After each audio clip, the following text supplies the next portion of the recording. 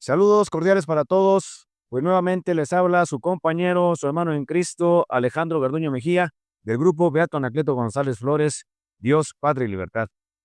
Bueno, pues hoy expondremos un tema de los de doctrina, especialmente retomando un poquito la teología, los fundamentos de la fe, lo que es la apologética, y lo que en la actualidad, bueno, pues también se le llama la teología fundamental. Así que el tema que vamos a dilucidar el día de hoy es la divinidad de nuestro Señor Jesucristo. Es decir, Jesús es Dios. La razón porque, bueno, regularmente aquí en México, con las más de 20,000 sectas que hay, pues muchos credos que no son católicos, regularmente algunos estilan decir que Jesús no es Dios, sino que solamente es el Hijo de Dios. Algunos dicen que es un profeta más, para algunos es simplemente un personaje bíblico, y en la parte de la doctrina, en la parte de la teología fundamental, los fundamentos de la fe, y en la apologética, que es la ciencia que establece con certeza los fundamentos de la fe ante la razón y la misma ciencia para demostrar las verdades que cree la Iglesia, y obviamente, pues como su nombre lo indica, con fundamentos.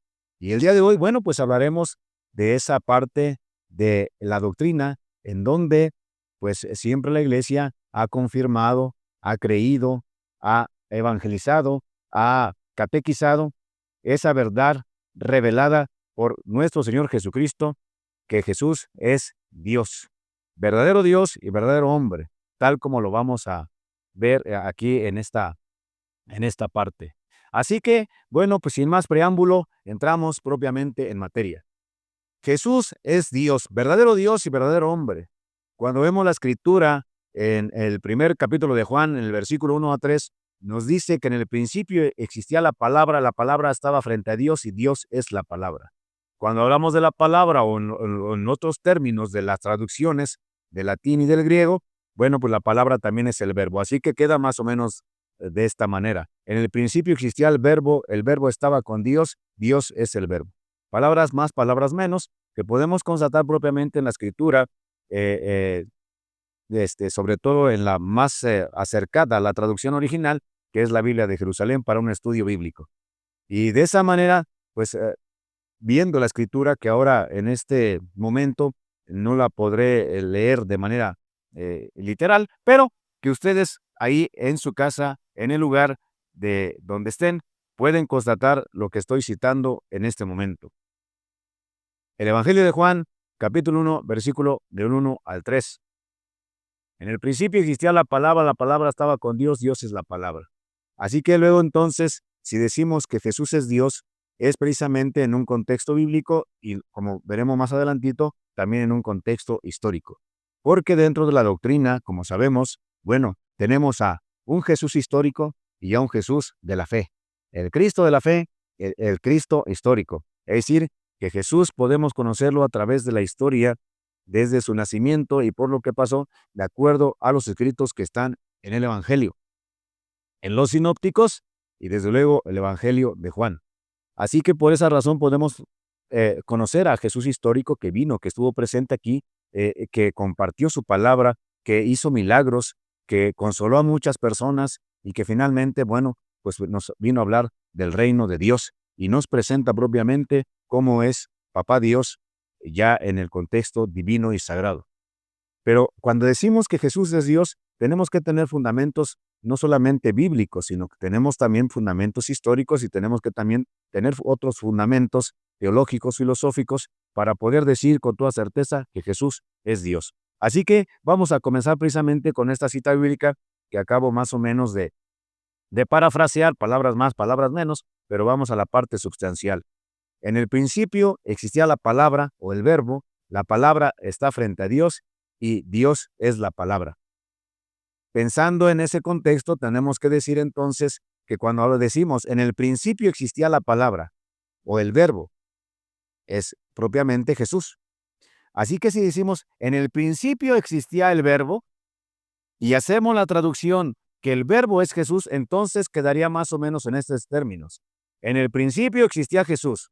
Jesús está frente a Dios, Dios es Jesús. Leyendo propiamente la escritura ya en un término ya real y haciendo propiamente esa alusión a la traducción, Jesús es Dios. ¿Por qué razón? Porque cuando la Escritura dice que en el principio, esa palabra, en el principio existía el verbo, es decir, Jesús, tendremos que pensar y decir y cuestionar propiamente de manera tajante, ¿en el principio de qué? ¿En el principio de quién? Dado que propiamente la creación es hecha por Dios. Por lo tanto, cuando hablamos del principio, no podemos decir que del principio de la creación, porque Dios es la creación. Y si Él está en el principio, no puede estar propiamente con la creación, como dicen algunos, Jesús es la primera criatura de Dios. No, porque no existe la creación. Y si dice que Jesús está en el principio, entonces tenemos que decir que está antes de la creación, es decir, fuera de la creación.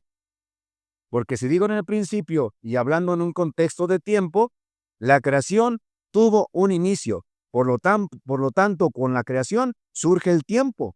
¿Qué es el tiempo? El tiempo es la medida del movimiento. Por eso sabemos que hay día y que hay noche, de acuerdo propiamente en el aspecto científico, en los dos movimientos que tiene el planeta Tierra, el movimiento de rotación y el movimiento de traslación. Y podemos medir el tiempo. Por eso sabemos que 24 horas es un día. Y podemos saber que se mide propiamente con ese tiempo el día y la noche. Y con el tiempo podemos medir propiamente que son 365 días en que tarda en el movimiento de traslación el planeta Tierra dando la vuelta al Sol. Entonces se mide el tiempo. Pero el tiempo comienza con la creación. Por lo tanto, cuando dice la Escritura, en el principio, no podemos decir que sea el principio de la creación porque la creación no existe. Entonces, por eso la pregunta es de lógica. ¿En el principio de qué? ¿En el principio de quién? Y si Dios, Jesús cuando dice aquí, en el principio existía el verbo, entonces estamos hablando no en el principio de la creación, sino en el principio de Dios. Ahora bien, Dios es eterno y Él existe antes de la creación, por lo tanto, existe antes del tiempo. Por esa razón, Dios es eterno. Pero vamos a decirlo en otras palabras. Dios está fuera del tiempo. Es decir, Dios existe antes del tiempo. O en otras palabras, en el no tiempo, que es la eternidad. Y ya hablando en términos filosóficos, no podemos decir Dios existe, sino tenemos que decir Dios es, porque es un eterno presente. Está en la eternidad antes del tiempo. Luego entonces, cuando la Escritura dice, en el principio existía el verbo, tenemos que entender que Él está antes de la creación en el no tiempo. Y si está en el no tiempo cuando dice en el principio, por lo tanto, está en la eternidad. Y solamente Dios es eterno. Por lo tanto, si el verbo que es Jesús está en el principio, luego entonces es Dios. Porque está en el no tiempo, en la eternidad, en un eterno presente, tal como en los términos filosóficos decimos, no decimos que Dios existe, porque tendríamos que decir entonces que tuvo un principio, que tuvo un fin. Pero cuando hablamos de principio, por eso dije, hablamos del principio de Dios, por lo tanto hablamos propiamente de la eternidad de Dios. Dios existe desde siempre y es un eterno presente. Y si Jesús dice que está en el principio, se refiere al principio propiamente de esa eternidad del eterno presente. Y si Él está en ese principio, luego entonces es Dios. Por cierta naturaleza de orden propiamente filosófico, pero no solamente en ese contexto, sino en sentido común, Dios es en la parte doctrinal y en el sentido común, cuando decimos tuvo principio, nos referimos propiamente a que antes del tiempo, Él es un eterno presente, por lo tanto, a ese principio se refiere cuando dice, en el principio existía la palabra estaba con Dios, Dios es la palabra. Hasta aquí dejamos más o menos este momento de reflexión acerca de ese capítulo y versículo, Evangelio de Juan, capítulo 1, versículo 1 al 3. Pero vamos ahora a la parte histórica, porque como dije, bueno, hablando en la cuestión de la doctrina, de la apologética y la teología fundamental, que es donde se exponen propiamente las verdades de la religión, Y obviamente estas verdades están compendiadas en lo que nosotros le denominamos credo o el símbolo de los apóstoles. De ahí la palabra credo, que significa creo.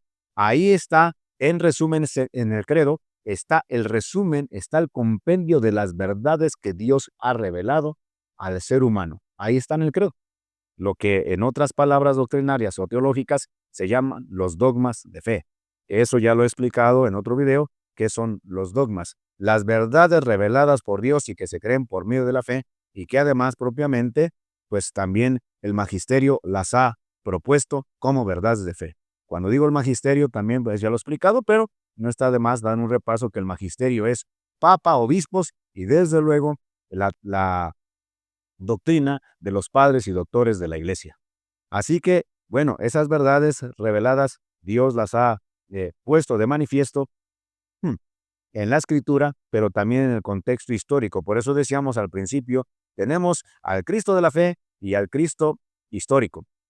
Y hablando en un contexto de la cuestión histórica, bueno, entonces, para saber que Jesús es Dios, porque el tema es la divinidad de nuestro Señor Jesucristo, tenemos que ver ese contexto de la historicidad en donde Jesús propiamente viene, nace y se inserta propiamente en la historia del hombre, aunque siendo Dios, dice San Pablo, no se aferró a su condición divina, sino que se hizo hombre y vino y se encarnó a través de la Virgen María como un hombre temporal, como un hombre histórico. Y cuando estuvo propiamente en este orden histórico, podemos saber cómo lo relatan los evangelios en el caso de que si Jesús es Dios y propiamente es ese Dios, tiene dominio sobre todo cuanto existe, y pensando propiamente en que Dios hizo con una sola palabra este cosmos, y dentro de ese cosmos está el planeta Tierra, y Él se inserta propiamente también en este planeta Tierra como hombre por el poder que tiene, tenemos que ver propiamente entonces su actuar dentro de ese contexto histórico. Y así el Evangelio, especialmente en este caso hablando de los sinópticos, Mateo, Marcos y Lucas, regularmente se estudian de conjunto. La palabra sinópticos viene sin, con y nopsis, vistos desde la misma mirada, y por eso son parecidos, están vistos de la misma mirada. En el Evangelio de Juan, bueno, se ve aparte, ya en la parte de la teología. Pero hablando de los sinópticos narran cuando Jesús calma la tempestad. Así que pensando en que Dios ha hecho esta creación, por lo tanto, entonces, Dios sabe cómo opera la creación. Y por lo tanto, entonces, la creación se somete a su creador. Así que ya viendo los sinópticos en el caso de Mateo, Marcos, Lucas y Juan, vemos así en el capítulo 4 de Marcos 35-41, lo mismo que en el capítulo de Mateo 8-23-27, lo mismo que el capítulo de Lucas 8-22-25, vemos ese pasaje bíblico en donde Jesús calma la tempestad, que igual no lo leeré, pero cuidadosamente ustedes lo pueden leer en casa, puesto que ya di las citas bíblicas. Y ese pasaje solamente lo voy a parafrasear, como decía hace rato, palabras más, palabras menos, pero lo pueden constatar propiamente en las citas bíblicas que acabo de mencionar. Marcos, capítulo 4, versículo 35 al 41, Mateo, capítulo 8, versículo 23 al 27, y el Evangelio de Lucas, capítulo 8, versículo 22 al 27, vemos el pasaje cuando Jesús calma la tempestad. Resulta ser que, bueno, pues Jesús va en la barca con ellos, dice la escritura que pues va durmiendo, y se entiende propiamente que no es un barco grandísimo, sino que es propiamente una barca pequeña, pero en donde hay cabida propiamente para los 12. Así que Jesús, después de haber predicado, dice la escritura, pues va en el barco, se entiende más o menos propiamente que la predicación ha sido ardua, que ha sido fuerte, y con razón, podríamos decir que Jesús está cansado y va dormido propiamente en ese trayecto donde van dentro del mar. Acto seguido viene propiamente una turbulencia, viene la lluvia, vienen los truenos, los relámpagos, y obviamente dice la escritura que propiamente amenazan propiamente en hundirse. Y entonces los apóstoles tienen miedo, van con Jesús, lo despiertan y les dice Jesús propiamente, dando a entender que para qué tienen miedo si Él está con ellos. Pero el miedo se apodera de los apóstoles, así que Jesús se levanta y con una sola palabra le dice al mar, a los vientos, ¡cállate! Y en ese momento propiamente el mar y los vientos vuelven a la tranquilidad. Por lo tanto, ese acontecimiento histórico, que fueron testigos los que estaban en esa barca, los apóstoles, los deja impactados porque este hombre llamado Jesús tiene poder sobre la naturaleza. Y por eso expliqué, si Dios es sobre la creación, entonces Dios tiene poder sobre la creación, conoce cómo opera la creación. Y por lo tanto, la creación se somete a su creador. Y aquí vemos un claro ejemplo, cómo la creación se somete a su creador. Porque tan solamente con una palabra diciendo cállate, el mar enmudece, las olas, los truenos, los relámpagos enmudecen y todo vuelve a la calma. Tan vuelve a la calma que si leemos el pasaje bíblico, dice que los apóstoles se quedan viendo entre sí y dicen en fuerte voz, ¿quién es este que hasta los vientos y los mares le obedecen? ¿Quién ha de ser? Es Dios. ¿Por qué? Porque acabo de decir que la naturaleza, la creación, se somete a su creador.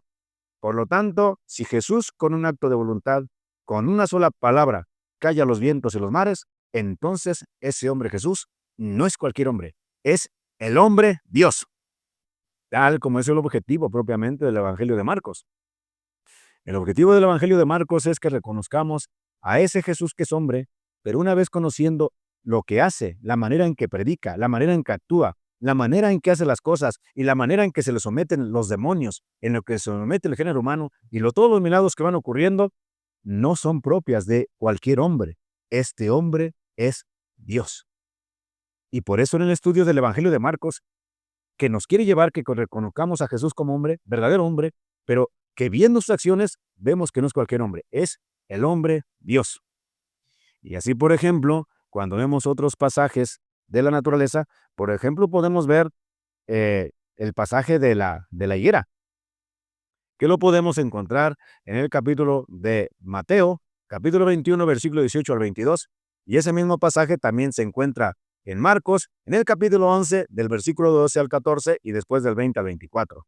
Cuando vemos la parte de la zarza, se narra que van caminando, Jesús tiene hambre, también se puede inducir que Jesús también viene de una predicación fuerte o tiene hambre, y entonces pasa donde está una higuera, busca higos para comer, pero no los encuentra. Y al momento dice que nadie reciba más fruto de esa higuera, y al momento se seca. Jesús tiene poder sobre la creación. Y si Jesús tiene poder sobre la creación, entonces no es cualquier hombre, es Dios. Y por eso nosotros decimos con toda seguridad y con toda certeza en la doctrina de la Iglesia Católica Apostólica Romana que Jesús es verdadero hombre, verdadero Dios. Podemos también aducir y leer las citas bíblicas donde Jesús camina sobre las aguas. Entonces, Jesús tiene poder sobre la creación, por lo tanto, es Dios. ¿Quién ha caminado sobre las aguas? Solamente aquel que tiene poder sobre la creación. Es decir, la creación se somete a su creador. Y en este caso, en lo que acabo de describir ahorita de manera muy general, podemos propiamente asegurar que Jesús tiene dominio sobre la creación. Por lo tanto, es Dios. Pues ha venido propiamente la creación de Dios y por lo tanto la creación se lo somete a su creador. Más aún, pensando en un contexto general, leyendo propiamente los sinópticos y el Evangelio de Juan, porque cuando leemos los sinópticos, bueno, podemos ver que ahí aparecen muchos milagros. En el caso de Marcos, Mateo y Lucas, aparecen muchos milagros. En el caso de Juan, estudiando propiamente su Evangelio, solamente van a aparecer 7 milagros, que en el contexto de Juan no le llama milagros, le llama señales o le llama signos. ¿Señales de qué?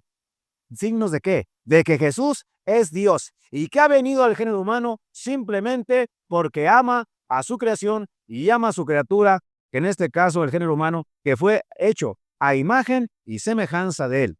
Dios, que estando propiamente en el contexto de la eternidad, viene a un contexto temporal, insertándose propiamente en el tiempo. Así que cuando vemos los numerosos milagros que hay, incluso en algunos pasajes bíblicos podemos ver que dice, pasó por esta región e hizo muchos milagros. Cuando decimos muchos, se refiere literalmente a una cantidad que no pudieron narrarse uno por uno dentro de la Escritura. Simplemente el evangelista se concretó con decir, hizo muchos milagros. ¿Por qué? Porque era propiamente eh, algo muy, podríamos decirlo hasta un término muy coloquial, engorroso narrar uno por uno, uno por uno, uno por uno, uno por uno y uno por uno. Simplemente dijeron, hizo muchos milagros, expulsó muchos demonios, etcétera, etcétera. Aunque ya viendo el evangelio, como dije, en el caso de los sinópticos, vamos a encontrar que Jesús sana a muchos ciegos, les devuelve la vista incluso de nacimiento, levanta a muchos paralíticos, sana de cualquier enfermedad, y por eso llega a decir la misma escritura, todo lo hace bien. Así que cuando vemos la parte de los milagros, podemos comprobar que esos actos, que esas acciones, no las hace por intercesión del Padre, sino por un solo acto de voluntad, porque Él es Dios. En el caso de María, en el caso de los ángeles, siempre se tendrá que pedirle a nuestro Señor Jesucristo o al Padre que intervenga para que haga un milagro. En el caso de Jesucristo, siendo hombre, solamente agradece al Padre, pero no le pide, Padre, ayúdame con esta enfermedad para sanar a este hombre. No, con un solo acto de voluntad. Recordemos, por ejemplo, al leproso. Recordemos, por ejemplo, al paralítico. ¿Qué quieres que haga por ti? Que camine. Recordemos al leproso, al ciego de nacimiento. El leproso se le acerca y le dice, si quieres, puedes curarme. Y Jesús contesta, quiero, queda limpio. Y al momento queda limpio. Con una sola palabra y con un acto de voluntad. Ahí no hay cirugía, ahí no hay médico, ahí no hay consultorio. Simplemente una sola palabra y Jesús tiene el poder sobre la naturaleza. Por lo tanto, Jesús es Dios. Y así podemos constatarlo propiamente en la infinidad de milagros que están propiamente expuestos dentro de los sinópticos. Y como dije, en el caso de Juan, solamente expone 7, pero precisamente esos 7 para él no son milagros, sino son señales o son signos. Son signos de que ese hombre llamado Jesús es Dios. Que ese hombre histórico que pisó propiamente la tierra, que anduvo caminando sobre las aguas, que multiplicó los panes, que sanó a muchas enfermedades, ese Jesús es Dios, porque lo comprueba propiamente con el milagro. En otra exposición había explicado propiamente de manera general que era un milagro. Un milagro propiamente es la intervención divina de Dios que deroga las leyes naturales puestas, porque así propiamente tiene el poder, el Creador, de derogar momentáneamente las leyes que Él mismo ha impuesto, porque Él es el dueño de la creación. Pero pensando en un contexto bíblico para aquellos que pues suelen contrariar esa parte diciendo que Jesús es un simple profeta, de que Jesús no es Dios, sino solamente el Hijo de Dios, y por lo tanto es inferior al Padre. Constatando ese contexto en la Sagrada Escritura, podemos leer Isaías 35, versículo 4 al 6, y después confrontarlo con Mateo 11, de 2 al 5. Lo que voy a decir tampoco lo voy a leer porque son pasajes muy conocidos, sobre todo pensando en que este video, que esta exposición, pues es para católicos. Se entiende que también para otros credos que no son católicos, pero se entiende propiamente que para aquellos que conocen el contexto bíblico, que no lo voy a leer, pero igual acabo de dar las citas bíblicas para que puedan confrontarse lo que voy a mencionar. Isaías 35, versículo 4 al 6, confrontarlo con Mateo, capítulo 11, versículo 2 al 5. ¿A qué me estoy refiriendo? Me estoy refiriendo a la profecía mesiánica, cuando Isaías propiamente profetiza cómo va a ser cuando venga el Señor Dios. Y los pone de esta manera, palabras más, palabras menos. Dios mismo juzgará a su pueblo y Dios mismo vendrá a ustedes. Dios mismo vendrá a ustedes. Y cuando venga ese Dios, dice el profeta Isaías en la profecía, valga la redundancia, dice, los cojos van a andar, los ciegos van a ver, los paralíticos van a dar saltos de gusto, etcétera, etcétera. Y está enmarcando propiamente que cuando Dios venga va a suceder todo eso, porque Dios estará presente aquí con el género humano. Bien, llegar a la plenitud de los tiempos, nace nuestro Señor Jesucristo, se inserta en la historia y efectivamente, cuando lo confrontamos con Mateo, vemos ese pasaje bíblico en donde Juan el Bautista ha sido arrestado y está en la cárcel. Jesús ya anda predicando y entonces Juan el Bautista manda a sus discípulos, porque él propiamente bautizaba con agua y decía, detrás de mí viene uno al que no soy digno de desatar la correa de las sandalias. Yo los bautizo con agua, pero él los bautizará con el fuego del Espíritu Santo. Y yo no soy digno ni siquiera de desatar las correas de las sandalias. Es decir, yo no soy digno ni siquiera de ser su esclavo. Así que cuando ya está encarcelado, manda a sus discípulos a que le vayan a preguntar a Jesús si él es el Mesías o hay que esperar a otro. Jesús no les contesta ni sí ni no. Simplemente les da la indicación. Vayan con Juan y díganle, los ciegos ven, los sordos oyen, los paralíticos caminan. Qué bien conocía la profecía Juan el Bautista. Qué bien conocía el escrito de Isaías. Porque seguramente Juan esperaba la respuesta de aquellos discípulos que dijeran, sí, yo soy el Mesías. Dile a Juan que yo soy el Mesías. Arreglado el asunto. Pero Jesús, propiamente, por ser el hombre Dios y por querer en ese momento propiamente ocultar, vamos a llamarlo así, su identidad divina, en el contexto de una humildad perfecta, le dice a los apóstoles, no les dice a los discípulos, no les dice si sí o si no. Simplemente les dice, vayan con Juan y díganle que los ciegos ven, los sordos oyen, los paralíticos caminan, los muertos se levantan, etcétera, etcétera. Por lo tanto, Juan conoce la profecía y con eso queda satisfecho porque sabe que Jesús es Dios. De acuerdo a lo que había dicho el profeta Isaías 800 años antes, que de esa manera se iba a comportar Dios cuando viniera a los suyos. Así que cuando Jesús se inserta en el tiempo, dice la Escritura, llegada a la plenitud de los tiempos, nació nuestro Señor Jesucristo de Santa María la Virgen y comienza a hacer esos milagros en donde habían sido profetizados ya por Isaías. Y lo que se ha profetizado se cumple al pie de la letra con los milagros que hace nuestro Señor Jesucristo. Ese es una parte de los fundamentos de la fe sólidos en que podemos verificar con la Sagrada Escritura que Jesús es Dios y que había sido anunciado cómo iba a venir y qué es lo que iba a hacer. Y por eso Juan queda satisfecho, porque Juan, el Bautista, conoce también la profecía. Por eso manda a preguntarle. Pregúntenle si él es el Mesías, es decir, el esperado, el ungido, o tenemos que esperar a otro. Y Jesucristo le da la respuesta no en una palabra de sí o no, sino en varias palabras que resumen propiamente la profecía. Los ciegos ven, los sordos oyen, los paralíticos se levantan, porque así había dicho el profeta Isaías, que eran las características cuando Dios mismo viniera. No dice cuando viniera el Hijo de Dios, cuando Dios mismo visitara a su pueblo. Por lo tanto, esas características las cumple al pie de la letra nuestro Señor Jesucristo. Por lo tanto, Jesucristo es Dios. Ahora bien, siguiendo propiamente el camino de las Escrituras. Cuando repasamos el Evangelio de Lucas y vemos el capítulo de Lucas, capítulo 1, versículo 39 al 45, vemos algo extraordinario que tendría que explicar de manera igual general que el pueblo judío en su momento histórico era muy celoso del nombre de Dios. Tan es así que decir que Dios no tenía ningún nombre, como decir que tenía muchos, pues era algo muy ambiguo. Porque el pueblo judío era respetuosísimo del nombre de Dios. Tan es así que muchas veces no lo pronunciaban, además porque no se podía pronunciar porque no tiene vocales. Era el famoso tetragramatón, IHWH. Y si lo ponemos ahí, pues no se puede pronunciar porque le hacen falta vocales. Ese era el tetragramatón, IHWH. Ese era el nombre de Dios en el pueblo judío, pero como dije hace rato, también tenía, vamos a decirlo así, como nombres de cariño que le decían a Dios, ¿no? Así, por ejemplo, era llamado Yahvé, Yahweh, Yahweh, Shaddai, Adonai, Elí, Kyrios.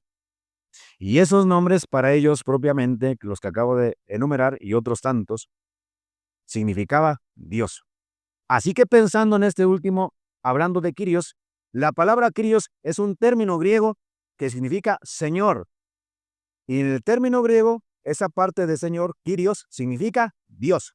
Por lo tanto, la palabra que se da a Jesucristo de Señor, pensando en el término griego, Kyrios, es igual a Dios. Por lo tanto, decir Señor y en griego Kyrios significa Dios. Bueno, ¿por qué tuve que hablar un poquito de esto? Muy sencillo. Porque cuando vemos el capítulo 1 de Lucas, como acabo de decir, versículo 39 al 45, vemos lo que comúnmente conocemos los católicos como la visita de la Santísima Virgen a la prima Santa Isabel, que además es el segundo de los misterios de los gozosos, en el rosario. Pues ese pasaje también que lo puedes ver con toda tranquilidad y con toda eh, soltura propiamente leyendo el texto, lo voy igual aquí a parafrasear. Resulta ser que la Virgen María también, una vez que ya está encinta, que se le ha anunciado que será la Madre de Dios por medio del Espíritu Santo, y también se le anuncia que su prima Isabel, pues ya estaba encinta, dice la Escritura que estaban en el 6º mes, y que María, propiamente una mujer acercada propiamente a Dios, la llena de gracia, que algunos temas ya di, quizá después hablaremos propiamente de otro tema de María más amplio, porque la fuente nunca se agota, siempre hay mucho que decir de Dios, de la doctrina, de María, de la iglesia, etcétera, etcétera.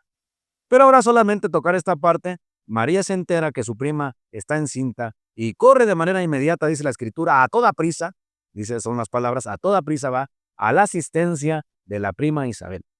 Cuando llega con la prima Isabel la recibe de esta manera, palabras más, palabras menos que pueden leer en la Escritura. ¿Quién soy yo? ¿En dónde camí? Que la madre del Señor venga a visitarme. Apenas llegó tu saludo a mis oídos y el niño saltó de gozo. ¿Quién soy yo para que la madre de mi Señor venga a verme? Apenas llegó tu saludo, el saludo de María, la prima Isabel, y el niño saltó de gozo. Pero cuando leemos la cita bíblica, vamos a ver esa parte que dice que cuando María llega, saluda, dice que la prima Isabel queda también llena del Espíritu Santo y exclama, dice ahí, exclama, ¿quién soy yo para que la madre de mi Señor venga a verme? En otras palabras, podemos decir que esas palabras salen de la boca de la prima Isabel, pero en realidad, estando el Espíritu Santo presente en ella, es el mismo Espíritu Santo quien revela quién es Jesucristo. Es el Señor, Dios. Porque el Espíritu Santo está actuando propiamente por boca de la prima Isabel. Por eso le dice la prima Isabel, apenas llegó tu saludo a mis oídos y el niño saltó de gozo. ¿Quién soy yo para que la madre de mi Señor venga a verme? Y entonces viene esta pregunta, ¿a qué Señor se refiere? La madre de mi Señor. La Madre María, ¿de quién es madre? De Jesús. A Jesús, la prima Isabel le está llamando Señor. Y acabo de decir hace unos momentos que el pueblo judío era celosísimo para el nombre de Dios. Tan es así que a veces cuando leían el pergamino y estaba el tetragramatón IHWH, o estaba ese nombre que de cariño le decían a Dios, hacían unos momentos de silencio y después continuaban la lectura, porque eran celosísimos del solo nombre de Dios. Así que por eso, el nombre de Dios, que es el tetragramatón, o en otros términos, como dije, Yahvé, Yahweh, Yahweh, Shaddai, Adonai, Elohim, Kyrios, es el nombre de Dios. Y pensando en este último, como dije, Kyrios es Señor. Por lo tanto, cuando dice la madre de mi Señor, María lleva en su vientre a Jesús y ahí le está diciendo la madre de mi Señor. ¿Cuál Señor? Jesús que va en el vientre de María.